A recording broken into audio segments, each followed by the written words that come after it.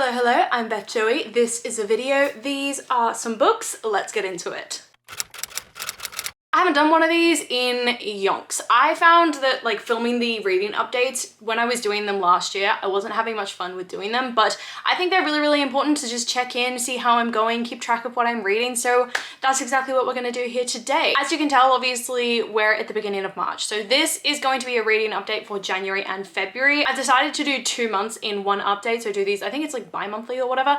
Anyway, because I only post twice a week and I don't want to fill up all my content with TBRs and reading updates and that's it, nothing fun in between. So let's crack straight in with a few of my monthly stats. If I'm looking down, it's because I've got my laptop right in front of me. But in January, I read a total of 37 books. You are not hearing that wrong. I read 37 books in January, and that is a total of 11,397 pages. That was just, it was a reading month from absolute mania for me. I spent so much time reading and obviously it paid off. The average rating for the month was 4 stars, so it was a fabulous reading month. And I had 1 reread and 2 DNFs. As for February, we read 19 books, so definitely took it down about 20 books. And that was a total of 5,908 pages. This is more of an average month for me, I think. My average rating was a 3.2, so that also went down, and I had 2 DNFs again. As for my genres, I'll put the pie chart up on the screen, but you can see that I read primarily fantasy and dystopian. That's because I read the entire Shadow Me series in this month. For my format, the vast majority of these books were novels, so there was a good spread of novellas in there as well, again because of the Shadow Me series by Tahara Mafi, and then a few different graphic novels in there. I think I read Lore Olympus in January. I had 16 YA books and 21 adult, so decent split, and I'm definitely leaning more towards adult now. And then 16 of the books were standalones, whereas 21 were part of a series, again massively contributed to by the Shadow Me series. And I've just realized I've been saying Shadow Me all this time. It is Shatter Me series by Tahara Mafi. And lastly, this is my distribution of star ratings. So I had 0 1 stars, 0 1.5 stars, I had 3 2 stars, I had 1 2.5 star, I had 5 3 stars, I had 2 3.5 stars, 10 4 stars, 3 4.5 stars, and 11 5 stars. So it was a fabulous reading month in January. Then in February, I read primarily fantasy books with then a decent spread of a few other genres. The vast majority of the books that I read were novels, so very few graphic novels and novellas in there. Again, my leaning is definitely towards adult books with 14 in that age range, but I did read some YA and some middle grade appeared in there as well, where I read the Percy Jackson series, the first 3 books. 10 of the books that I read were part of a series and 9 were standalone, so good split there, continuing some series, which is always what I want to be doing. And then once again, my star rating split was 1 1 star, 0 1.5, 2 2 stars, 0 2.5, 5 3 stars, 2 3.5, 4 4 stars, 0 4.5, and 1 5 star. So not as strong of a reading month as January, but still pretty strong. So what's next? We're gonna go through every single book that I read, and don't worry, I'm not going to give you full bios, blurbs, or anything on these. I'm going to give you the star rating and my 1 sentence review. So I'll put the books up on the screen as I read them, but let's get straight in with the first book, which was The New Life by Tom Crew. I gave this 2 stars, and my 1 sentence review is, as much as I believe this is a literary masterpiece, I was unable to fall in love with the story because of how frustrating I found the characters. Then I read The Last Letter by Rebecca Yarros, and I gave this 5 stars, and my 1 sentence review is, Rebecca Yarros absolutely destroyed me in this story that was equal parts swoon-worthy romance and heartwarming found family. Then I DNF'd The Christmas Letter by Emily Stone. Then I picked up Shadow Me by Tahara Mafi, which I gave 4 stars, and my 1 sentence review is, the beginning of this series introduced such an interesting writing style that put you inside the head of the main character pretty much immediately. Then I read Destroy Me by Tahara Mafi, and I gave this book 4 stars as well, and my 1 sentence review is, a novella that thoroughly made me one of those people that believes you can't read this series without the novellas because of the character development that just isn't covered in the main series but is given so much focus in the novellas. And yes, these are all run-on sentences. Then I read Unravel Me by Tahara Mafi, which I also gave 4 stars, and my 1 sentence review was, while Whilst the logic did begin to die a little bit of a death in this story, I really loved how the world expanded and the relationships got so complicated and angsty. Then I read Fracture Me by Tahara Mafi, which I gave 4.5 stars, and my one sentence review was, this second novella gave me even more character development to the point where I hated someone that I used to love, as well as the most poetic journal entries I've ever read. Then I read Ignite Me by Tahara Mafi, which I gave 4 stars, and my one sentence review is, logic thoroughly and completely died in this story, but in the best way. Then I read Restore Me by Tahara Mafi, which I gave 4.5 stars, and my one sentence review was, I loved this story for the way it massively expanded the world and challenged the author's decisions in the earlier books, especially as it related to the teen angst, Juliet's naivety, and the fact that this whole rebellion was being run on the basis of who was currently dating. Then I read Shadow Me by Tahara Mafi, which I gave 3.5 stars, and my one sentence review is, as much as I loved being in Kenji's head, because he truly makes me laugh out loud, this novella didn't move the series forward in the same way as past novellas, so I don't think it needed to exist. Then I read Defy Me by Tahara Mafi, which went right back up to 4 stars, and my one sentence review is another fabulous character-based story that expertly used flashback scenes to give motivation and backstory, as well as diversify the writing. Then I read Reveal Me by Tahara Mafi, which I gave 4.5 stars, and my one sentence review is, the queen of dramatic endings is back again with an incredibly intense novella that gave such depth to a character who hadn't previously made his mark, whilst also adding in a lovely new romance. Then I read Imagine Me by Tahara Mafi, which I gave 5 stars, and my one sentence review was, starting with lives once again in turmoil, Imagine Me was a roller coaster of an almost final book that gave more time to unexpected characters and gifted a very satisfying end to such an intense series. And then finally I read Believe Me by Tahara Mafi, which again I gave 5 stars, and my one sentence review is a book that dragged a little and didn't need to exist,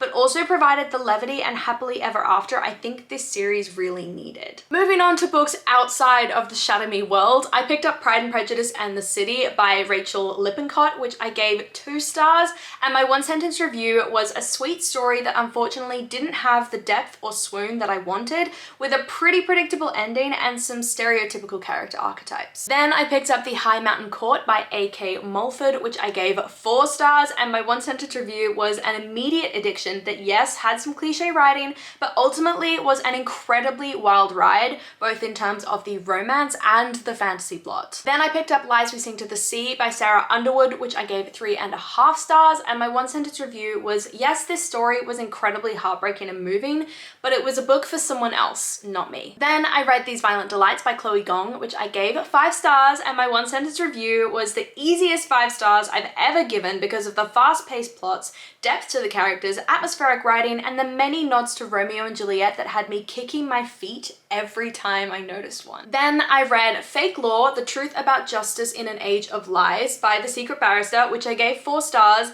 This is a non-fiction book, and my one sentence review was, this book made me so mad at the beginning because of the injustice of the UK legal system, but lost me a little bit towards the end. Then I read Medusa by Jessie Burton, which I gave 3 stars, and my one sentence review was pretty good, but I'm not in love because the YA nature of the read meant that it didn't really give the gravity to the horrors of the story that I think it needed. Then I read Lore Olympus Volume 1 to 5 by Rachel Smythe, all of which I gave 5 stars, and my one sentence review covers all of those books, and it is an amazing series with an incredible art style that doesn't shy away from dealing with the harsh topics in Greek mythology, whilst also delivering on a romance that will make you swoon and kick your feet. Then I read The Naturals by Jennifer Lynn Barnes, which I gave 5 stars, and my one sentence review is an immediate favorite that had me so intrigued to watch Criminal Minds because of the way this book exemplifies behavioral analysis and tension-filled mysteries, whilst also retaining the naivety and angst that is natural to the age of the characters. Then I picked up When Women Were Dragons by Kelly Barnhill, and unfortunately I only gave this 2.5 stars,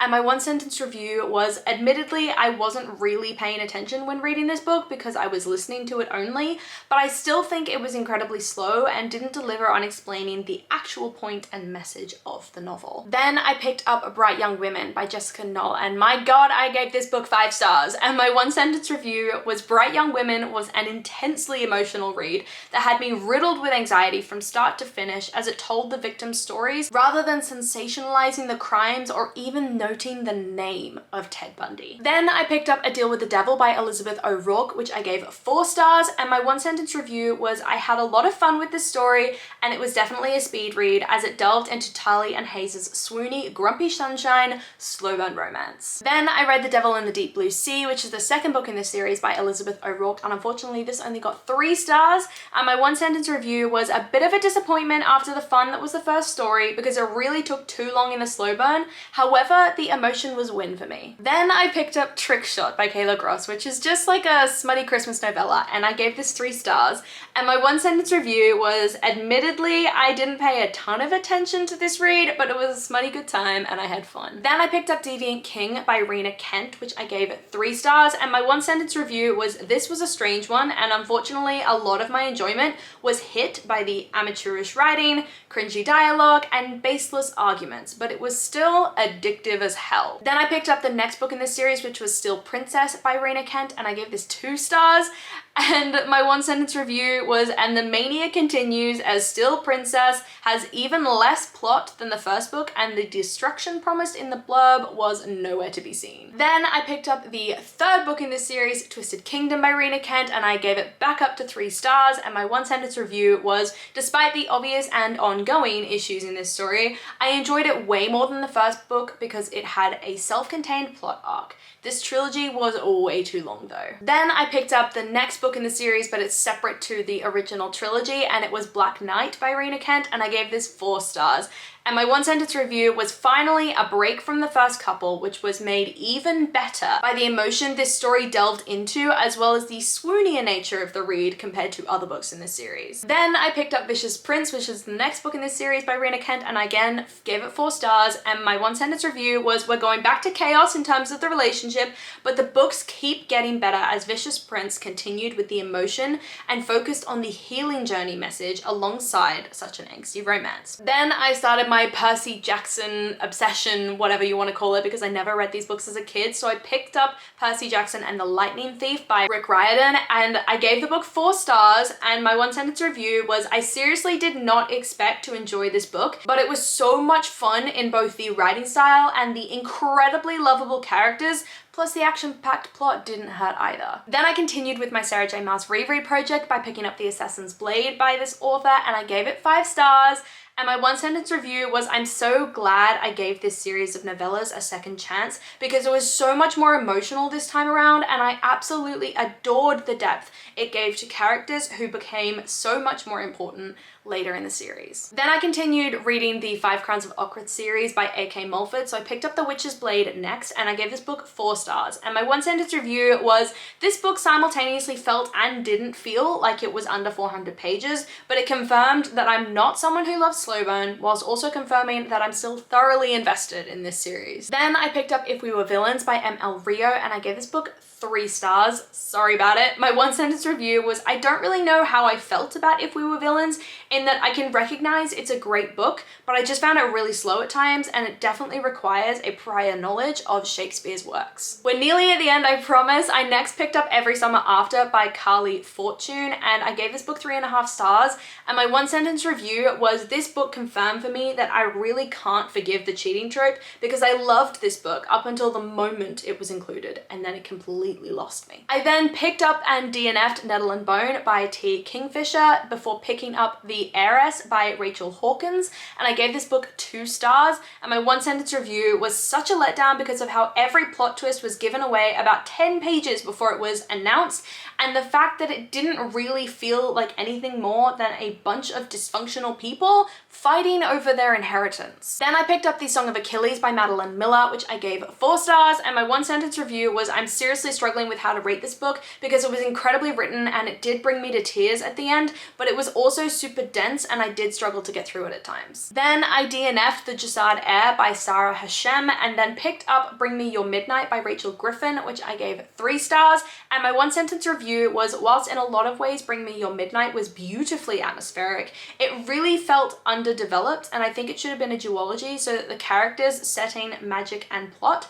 could be explored in a more meaningful way. Then I went back to the sort of dark romance world and I picked up Devil's Pawn by Natasha Knight, and I gave this book 2 stars. And my 1 sentence review was Devil's Pawn was incredibly chaotic and 99% of the time I had no idea what was going on. I then picked up the second book in this duology, which is Devil's Redemption by Natasha Knight, and I gave the book 1 star, and my 1 sentence review was simply, this book doesn't need to exist. I then picked up Murder in the Family by Kara Hunter, which I gave 3.5 stars, and my 1 sentence review was a fascinating read with plenty of twists and turns, although some were fairly predictable, but I still loved how it explored mistaken identity, family dynamics, identity fraud, murder, and manipulation. I then picked up A Game of Thrones the graphic novel volume 1, and I gave this book 3 stars, and my 1 sentence review was, I don't think this series is for me, but on the basis that I'll never read the novels, I'm going to keep going because I think it delivers the story and in an accessible and incredibly drawn way. I then picked up But DNF'd The Wager by David Grant, and then also picked up and DNF'd Blood Rain by Ezra Payne,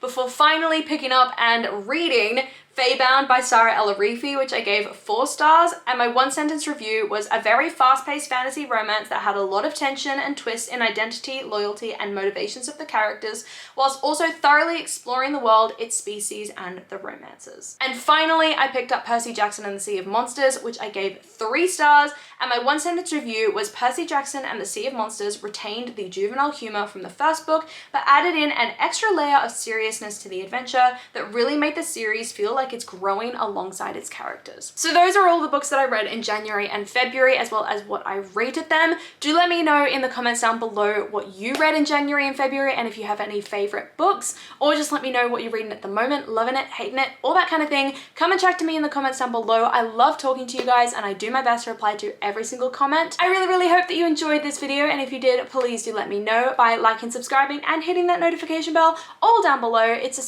super easy way to help my channel grow, and I will see you lovely people in my next video. Bye!